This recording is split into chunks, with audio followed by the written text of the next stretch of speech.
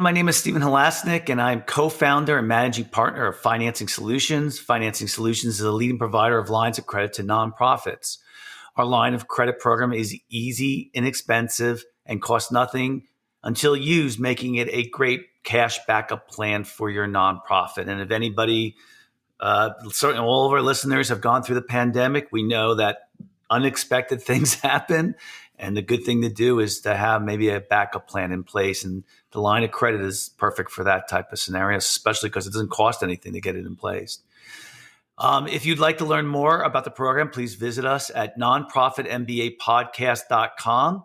And if you decide to apply today, we will even give you a $250 credit on file, or feel free to give us a call at 862-207-4118. Just remember, the time to set up your line of credit is now, not when the emergency actually comes up. Today, I am excited to be speaking with Jeff Brooks from Jeff Brooks Fundraising. Jeff has been serving the nonprofit community for more than 30 years. He has worked with organizations around the world and has served in many charities sectors, including international development, health organizations and hospitals, social services, faith-based, and arts and culture. He blogs at the popular Future Fundraising Now blog and is the author of 3 books: The Fundraiser's Guide to Irresistible Communications, The Money-Raising Nonprofit Brand, and How to Turn Your Words into Money. He lives in Seattle, Washington. Jeff, welcome to today's Nonprofit MBA podcast. Hey, it's great to be here. So I know that today's topic is going to get a lot of listeners. I can just tell. So today's topic is post-pandemic fundraising for nonprofits. And so I think many nonprofits are all, wondering, worried, concerned, and having to, build plans to see how the post-pandemic fundraising is going to turn out. So when Jeff, I think you kind of raised this topic for me, I kind of jumped on it. I thought it would be something our listeners would be really into. So tell us the difference with, maybe just a quick summation, and then we'll dive right into the details of if you were to say 1 or 2 sentences on how post-pandemic fundraising for nonprofits is going to change versus what it was, what would you say? Mm-hmm. Yeah. Well, the pandemic was a career thing for all of us, every one of us who's in the nonprofit, any kind of the nonprofit world. And its ending will be momentous also. I would say it's not going to just stop. I mean, we can see the light at the end of the tunnel here, at least here in the United States. We can kind of see like normalcy looks like it's coming. And for some of us, it's coming kind of close, but it's not for everyone. And the impact on the poor in many communities around the country and around the world, it's going to go on and on and on. So as a thing that's affecting the world, it's not even close to over. I just heard from a client that does work in Ethiopia, and they're not expecting vaccinations in Ethiopia until fall of 23. Yeah, that is a long time. That's 2.5 years from now. Yeah. And they're having big. Wow. They're kind of having their surge now. It had been kind of running at low rates until recently, but now it's surging. Yeah. And they're sort of the way we were back in the fall, our past fall. That's the world we're in. But now for fundraising, there was kind of 2 worlds in the fundraising world. A lot of nonprofits kind of panicked and they buried their heads in the sand and they said, we better not raise funds. It's going to upset our donors. Let's just go silent. And they did that. And guess what happened? They didn't raise any money. Of course, you don't ask, you don't receive. And so when you look at sort of the big picture, some of the studies that say, how did 2020 do? In general, it shows a very small growth year. 2020 over 2019, slight growth, like less growth than a normal year, which is really strange to me because every organization I work with had a record-breaking year in 2020 because those who stayed active raised far more than normal amount of money. donors were all over it. Basically, donors want to make a difference. And when there's a big thing going on, like a pandemic that we're all in together, we come together and donors give. And they give more than normal. People got unprecedented numbers of new donors. They got donors upgrading. That $50 donors became $2,000 donors. It's like I got tired of hearing that story over and over again. But for a lot of organizations, it was a disaster year because they didn't raise funds. And by the way, this is all sectors. This is whether you're front lines fighting that pandemic, either in the health or social services sectors, or arts organizations who they're not going to help us with the pandemic, but their message was, hey, we have to shut our doors. And if we're going to survive, we need you, our donors, to step up and be there. And guess what? They were there. They gave. Okay. So all that said, with the things changing, pandemic kind of going away, we are starting to see a drop in fundraising. And I'm talking about a drop from the super high levels. So my clients in general, they're not doing as well this spring as they did last spring. Wow. Which is not surprising. Last spring, they were just raising incredible amounts of money. But it's not back down to normal. Yeah. That's kind of the difference. So it is kind of going down. That sense of urgency is kind of passing, but it's not gone. Yeah. So what I've been telling people, and when you look at other disasters, if you look at more typical disasters like earthquake in Haiti or the tsunami in Japan or a big hurricane, those kind of things, which do bring out a lot of generosity. You'll see a big spike in giving when those things happen. Again, donors like to make a difference when they're needed. They show up. You typically see a drop in giving after that. Now, normally the time horizon of that is weeks. There's a big hurricane, giving spikes for a while, and it doesn't spike for all sectors. It just spikes for sort of relevant sectors. And then it drops and actually drops down below normal and then kind of recovers back. Wow. Well, because this disaster hasn't, it didn't just happen in one day or 1 week or something. It's been going for a year plus now. I expect, but I'm not sure. I think I might be wrong about this because I think it's going to drop back down to normal and possibly below normal and then recover again. Yeah. But here's the thing. It doesn't matter. It doesn't matter what's going to happen. Just keep fundraising. Yeah. Don't bury your head in the sand. Don't decide for donors that they aren't going to give.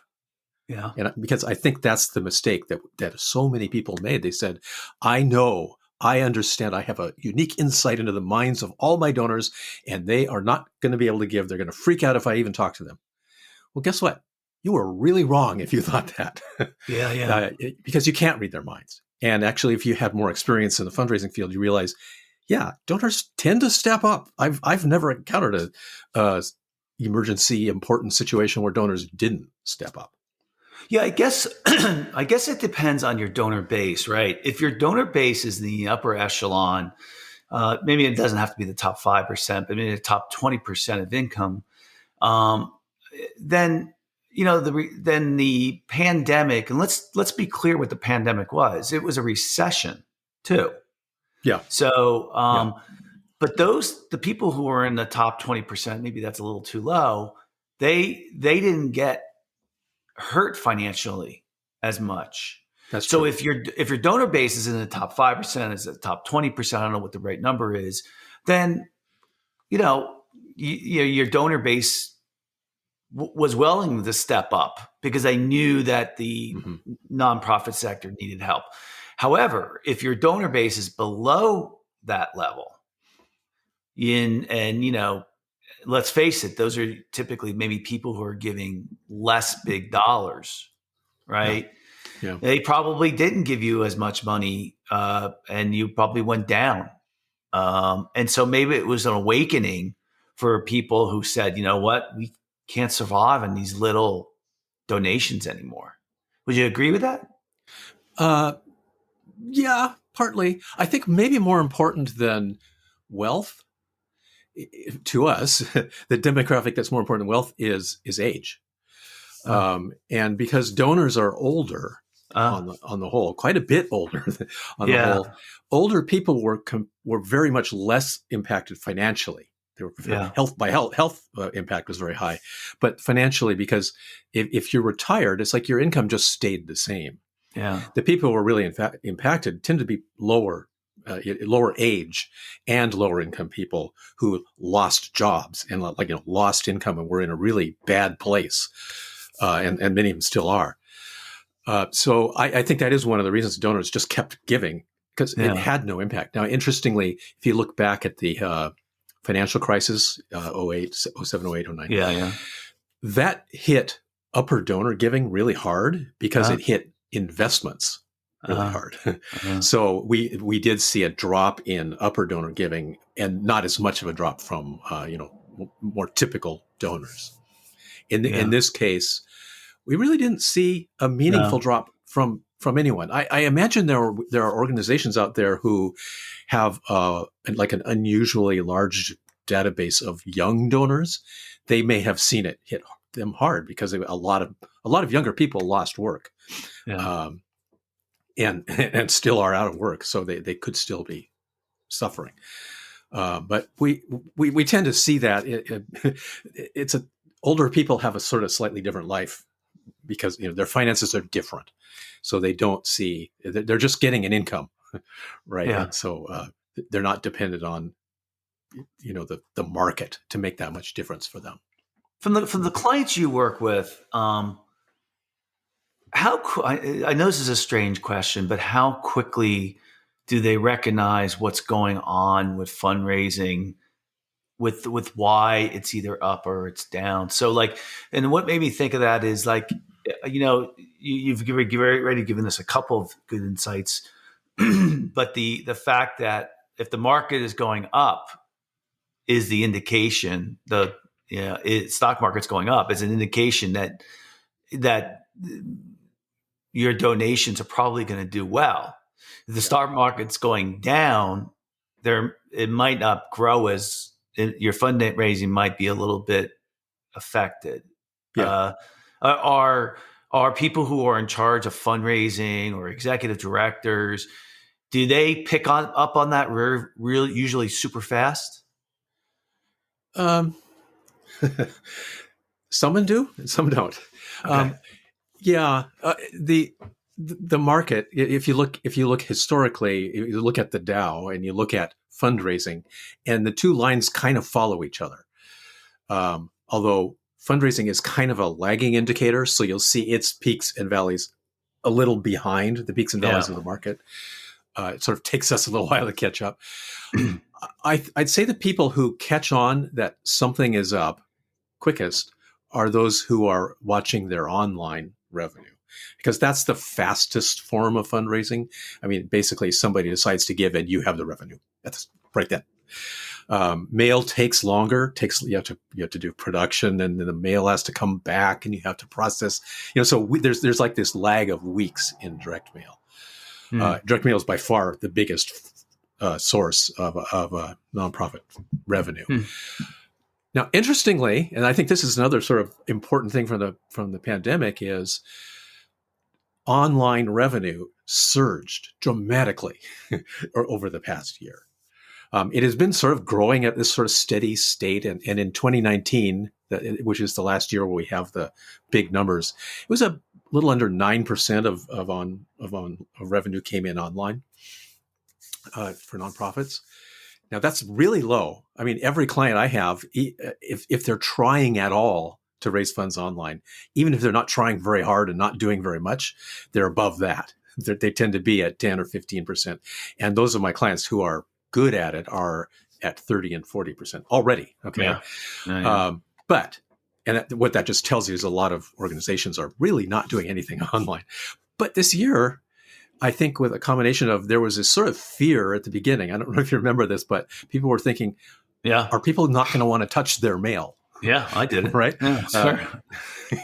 Well, in the end, it turned out that wasn't a thing. But No. basically, between nonprofits kind of souping up their online efforts, and donors sort of discovering or rediscovering the convenience and speed of giving online.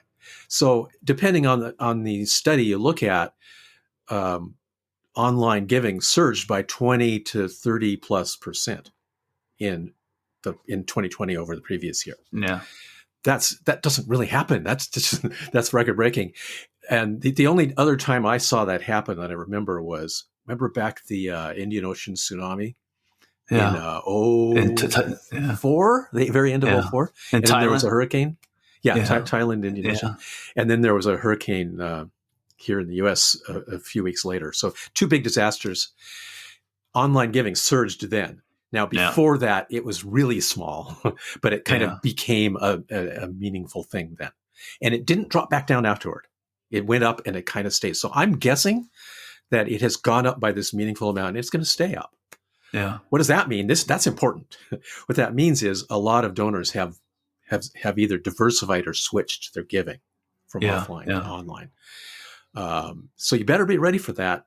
You'd better have online, donation systems that work, and you better have a website that's not confusing, and you better be sending emails on a regular basis because your donors have gone, hey, this is cool. I like giving online. It's more convenient. Yeah, that's great insight. Yeah.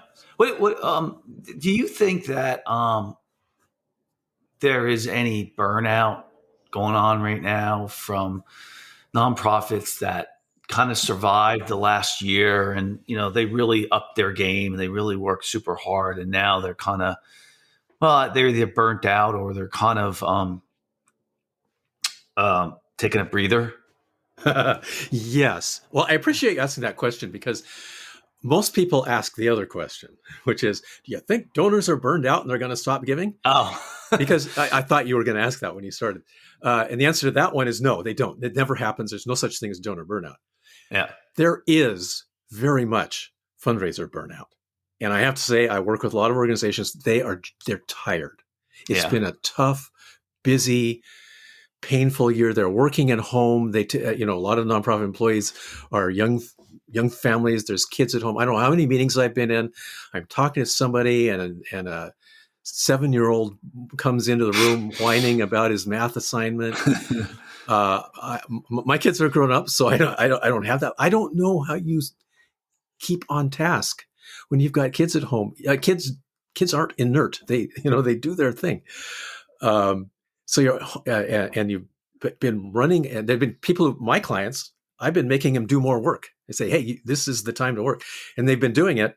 And it's been going for a long time with no rest. They get into no vacations, all this fear in our lives. Yeah, burnout is a big problem. It really is. But it's not with the donors.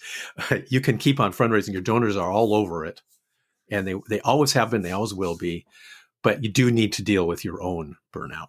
So So is that would that have topic right there about nonprofit burnout of fundraising? If you were to say the post-pandemic response to for nonprofits, that's one of the top concerns that you would say that a executive director or board member has to be concerned with? Oh yeah, absolutely. Well, what are the top 3 things that the post-pandemic fundraising, what you would say is an executive director or a nonprofit has to be concerned with? I might put at the top. I might put that burnout issue. It's kind of always a problem in our sector. People tend to be overworked and understaffed. That's really normal, really typical, and it's not good. It's not healthy.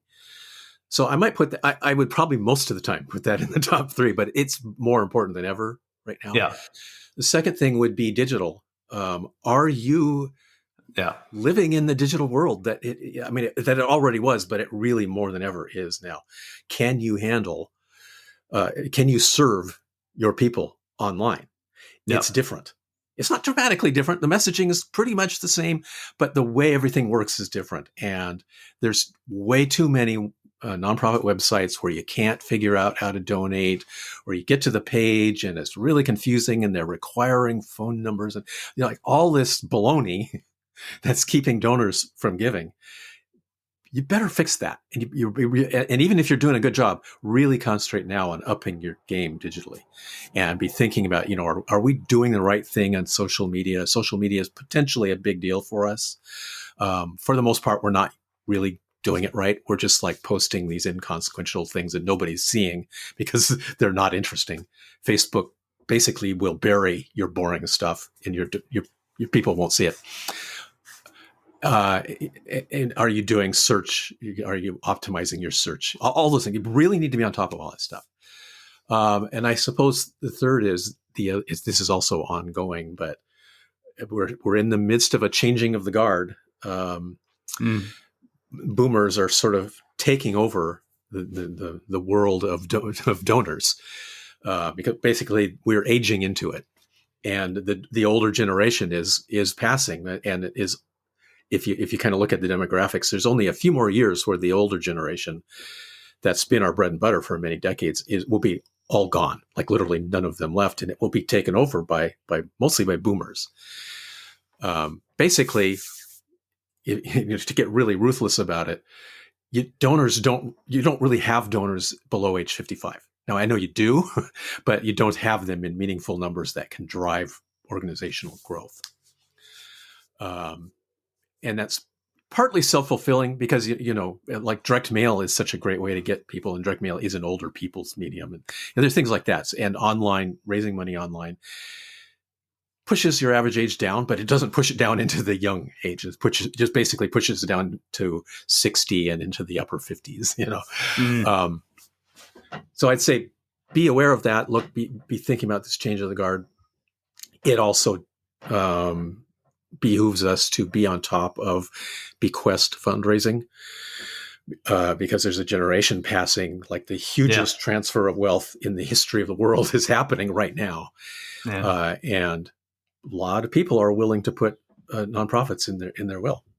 Yeah. So be on top of that. Let's take each one of those and give us one suggestion about how to address it based on your experience. So the first one we talked about was fundraising burnout, right? Your staff. Yeah. So if you were to say one suggestion about how to address that, what would you say? Can I give you two? Yeah. If you've had a good year, hire, staff up. That's the right thing to do. Not all organizations are able to do that. So if it's not possible to hire, to increase your staffing to get the work done, look seriously into more outsourcing. Outsourcing is something you can do. In fact, in some ways that you can really up your game by outsourcing. The thing I've heard that really helps me understand outsourcing is your motto should be, do only what only you can do, and outsource everything else, because it's actually much cheaper to outsource, and you can get better quality. You can get people who are more specialized. There's a ton of things that only you can do, no matter what your position is at a nonprofit, that's not possible to outsource. Can't get away from that stuff. But look for stuff that other people could do, outsource that. I guess there's sort of two other sides to this. And one is, our sector notoriously has not great leadership from, the executive level and the board level, of lack of strategy. So often I see nonprofit, fundraising people. So they'll be kind of a rung down in the hierarchy, struggling with a boss who has no strategy and basically just emails them every fourth day with a new conflicting idea. So they're always spinning their wheels. If you're not burned out already, that's going to burn you out. Yeah. So we need to have better leadership. Yeah. And a lot, part of the problem is that, like, boards aren't professional, and we don't need them to be, but what they do is they tend to micromanage, and they're calling them as, hey, get on Amazon Smile, and it's not part of a strategy. Yeah. By the way, don't get on Amazon Smile. It's really not worth it unless you got on it years ago. Don't waste your time on it now. Yeah. So, getting better leadership. And then I think the other one is, every one of us in the business is be a little more fierce about protecting your life. Yeah. I think you have to. We tend to come in, we have sort of a servant heart attitude. And so we take on the pain of the world and we just carry the burden. Well, you know what? You need to stand up and say, you know what? I can't do this indefinitely. You need to go to your bosses, you need to go to your boards and say, this isn't going to work. And if you can't get your boss to be reasonable, if they won't come up with strategy, if they won't lead, if they won't hire, if they won't outsource, get another job. Yeah. Yeah. Seriously, have an exit plan, and take it slow if you need to. I mean, this may not be the best time to change jobs, but it is the best time to think about changing jobs and give yourself, a 12-month time horizon. I'm going to be out of here in a year if things don't change. And seriously, you need to think about it. We need to let those organizations that refuse to fix themselves, they need to die. Yeah. By not exploiting good people. Yeah. All right. So the second part was digital. And certainly, listen, I was thinking, it's always a transformative event that something causes you to pivot, which is to move in a different direction or attack that project that you really had been holding off on. And certainly the pandemic gave everybody reason to move toward digital. However, if you're trying to save your organization and right, you're hustling out there, maybe the digital transformation didn't occur, right, or it didn't go as fast. So there could be some good reasons why you didn't move to digital. But if somebody either let's take the person who started to move to digital, but what would you say to them now during the post-pandemic arena? I'd say have a plan. That's really the first thing. It's easy for someone like me to say, drop everything and up your digital game. Okay, that's not really how it works, is it? It's have a plan and make progress. Yeah. Because if you don't have a plan, you're not going to make progress. Don't be intimidated by how big the job is. Just do something. Yeah. And, over time you can make progress and get help, get outside help. Yeah. That's what I was going to suggest. One of the suggestions you made about burnout, and that is outsourcing. I find that if I want a project to move forward, the two best things that happens is either I outsource it or I delegate it and give it to somebody in my organization and say, this is your responsibility. Yeah. Right. And usually that person is pretty excited about that responsibility. If I've hired the right people, of course, they're excited about it new. And I think it goes back to burnout. And that is, if people are burnt out a little bit from the past jobs that they've had, giving them something new to learn, learning tends to build energy. Yeah. Right. Yeah, that's true. And so that's, going back to what you were saying about, burnout, I think you can use that with digital too. And that is, outsource it to a company and have them design it, and where you can be involved in the planning parts of it. That's fun. Or give it to somebody in your organization. So, those are kind of some ideas. Yeah. I you do tend to find that maybe some of your younger employees, they might be more capable than you think. And in fact, if you treat them as more capable than you think, they will probably step up. Yeah. So that is a good thing to do. Like get more out of people. If they don't want to step up, they probably shouldn't be working with you. But most of them do. And most of them could do more and actually would love to do more. So I think it's a great idea. Think about. The only thing I would add to that is delegation doesn't mean you give it to somebody you don't follow up for a long time. Mm-hmm. Okay. Mm-hmm. Because, you mentioned that one of the issues we have is in regards to management skills and stuff like that. And I do find that, people who delegate, including myself when I did it, 20 years ago, I didn't follow up enough. I didn't ask for statuses. I didn't ask for where we are in current results. All those Yeah. things. Yeah, it doesn't mean that you don't follow up on it. So I think that's Oh kind of yeah. Right. something important for us to all remember. Yeah, Yeah. absolutely. So the third one was changing of the guard, Yeah. which Yeah. was something that you're now migrating, which really falls into the digital area too, right? Now you're moving from people who are used to doing donations through the mail or even more personal, Yeah. type events and stuff like that. Now you're moving to the next generation. What would your suggestion be in that regards? The main thing is just keep your eyes open. Uh, when the boomers first started kind of showing up, they've been kind of filtering in for quite a few years now. Now the young edge of the donors of the boomers are approaching 60, right? So pretty soon the boomers will be the whole generation will be in the giving age range.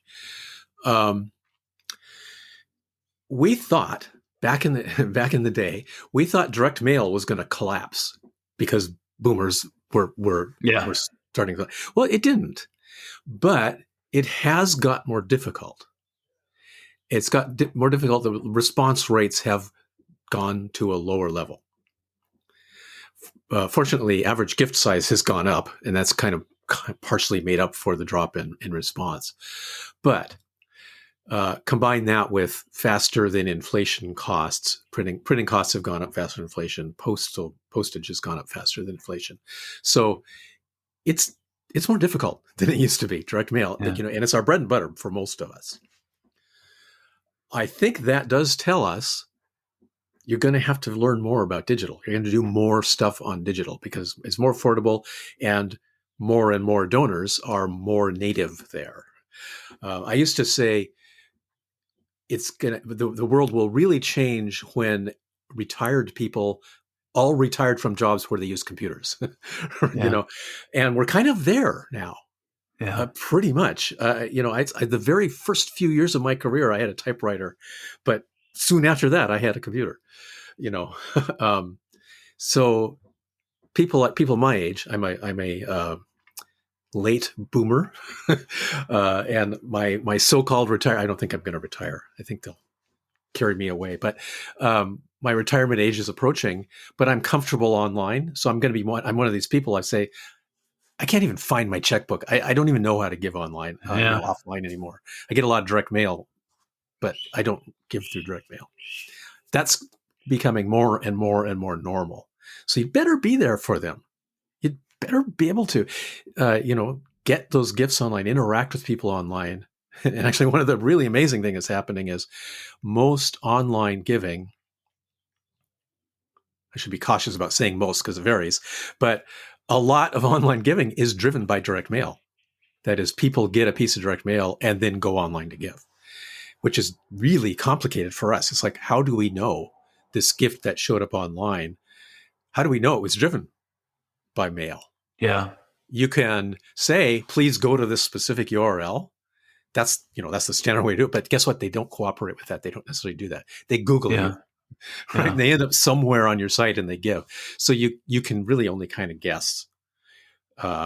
We sent out this this direct mail. We sent out 100,000 pieces, and we got a surge in online giving about 10 days later, or however long it takes. Yeah. Yeah.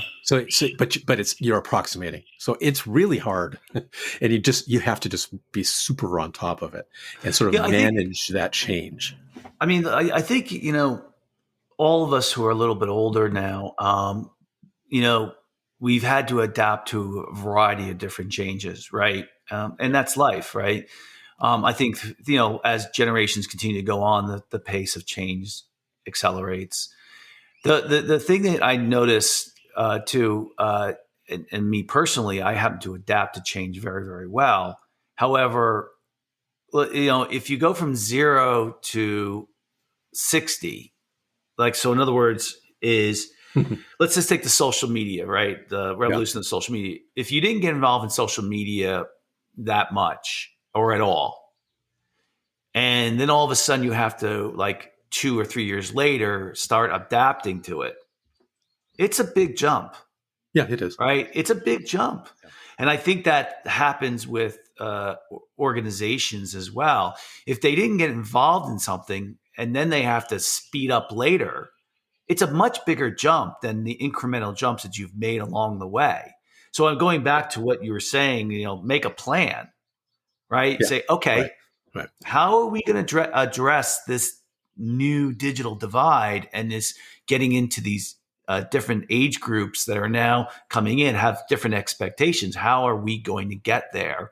And what little increments can we do now if we don't want to do it all at once? What little increments can we do now Yeah.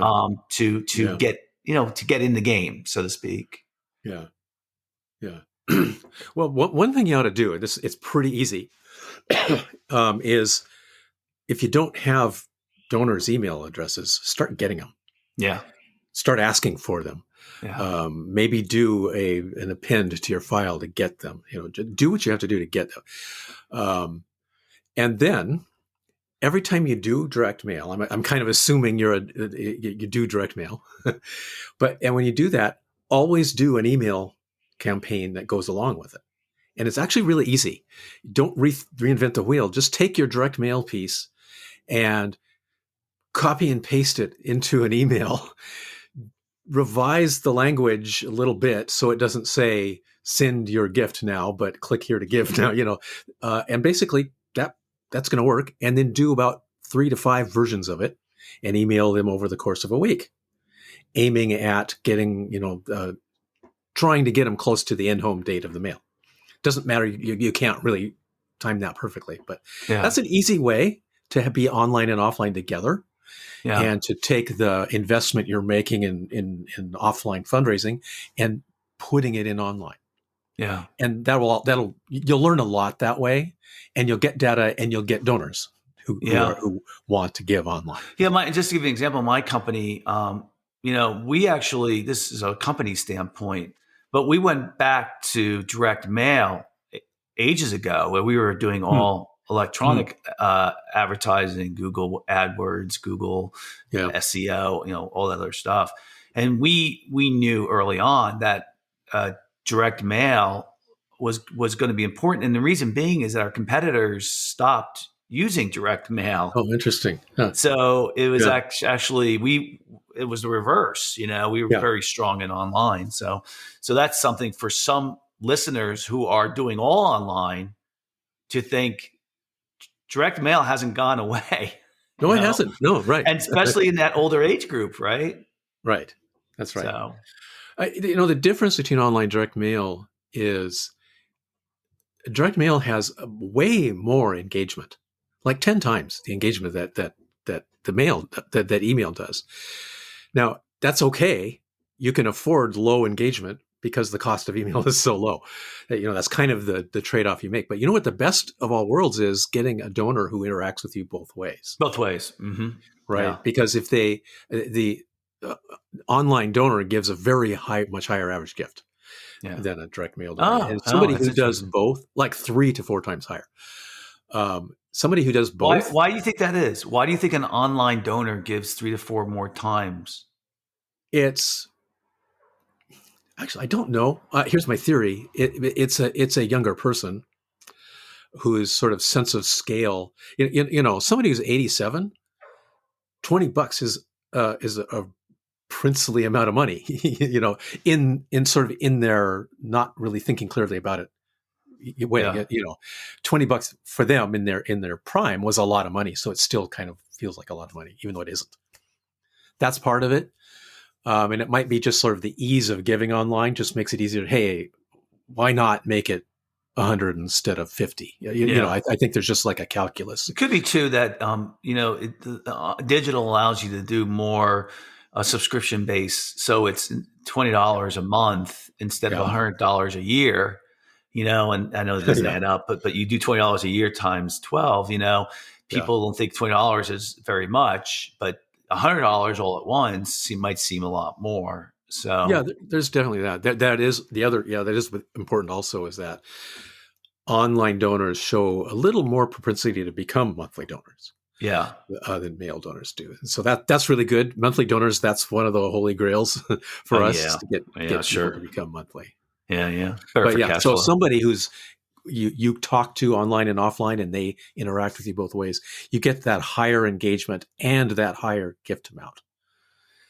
That's what you want, right? Yeah. I mean, that's what kind of makes it all come together. Yeah. Yeah. Good.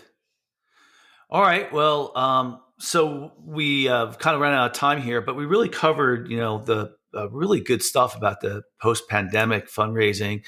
I'd like to really thank Jeff Brooks from Jeff Brooks Fundraising for coming on today's podcast. If you like today's podcast, please feel free to share it with a friend and also subscribe on your favorite podcasting app. If you like today's podcast, please give us a review on your podcasting app to help us get the word out. And of course, if you're looking for a line of credit for your nonprofit, you can call us at 862-207-4118 or visit our website at nonprofitmbapodcast.com. Jeff, if people want to reach out to you, how would they go about doing that? Couple of ways. Check out my blog at www.futurefundraisingnow.com.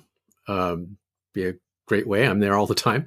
Or my business website, which is www.jeff-brooks. That's Jeff with a hyphen between Jeff and Brooks.com. And that's just information about how you can work with me if you're interested. Or go to Amazon, look at one of my books. You might find something there that's useful. There's a lot of stuff out there. It's not just me, but there's a wealth of great information in the blogs, in the books, in pretty soon the conferences. You're not alone. Yeah. So you can face these challenging times with a lot of outside help. On that note too, I would tell our listeners, if you were to take your time and listen to each one of the podcasts from the Nonprofit MBA podcast, we have so many great guests like Jeff. Really, I tell you, it's like a how-to on how to want to run your your not fundraising, but how to run a nonprofit, because we cover so many different topics. And hopefully I think everyone's starting to commute again, so you can listen to podcasts. Jeff, I mean, I guess a majority of your clients are all people who ask you're consulting with to help them improve their fundraising. Is that that's accurate, right? Yes, that's right.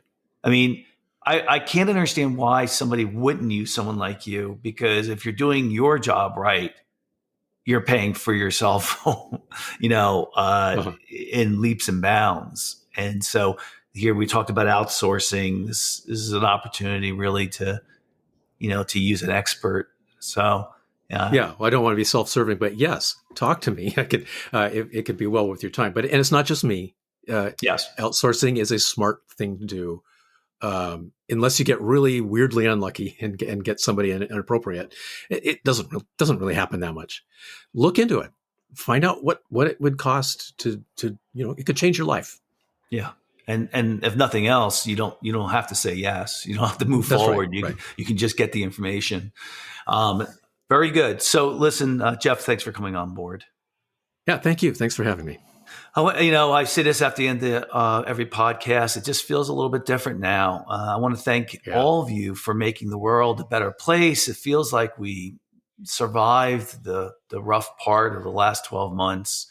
You all should say kudos to yourself and pat yourself on the back that you helped yourselves with your own causes, with your own family, and with your own employees and everybody. And, maybe it is time for you to take a week off or 2 weeks off. I'm sure people are doing that anyway. Here. To try to regroup, right? And maybe I should take my own advice, but good luck with that. But needless to say, thank you all for what you do for the world. We all need to step up. We all need to do our part. Where the world needs to be better, and you're all helping that. So it's greatly appreciated. Everybody have a fantastic day and enjoy yourselves. You deserve it.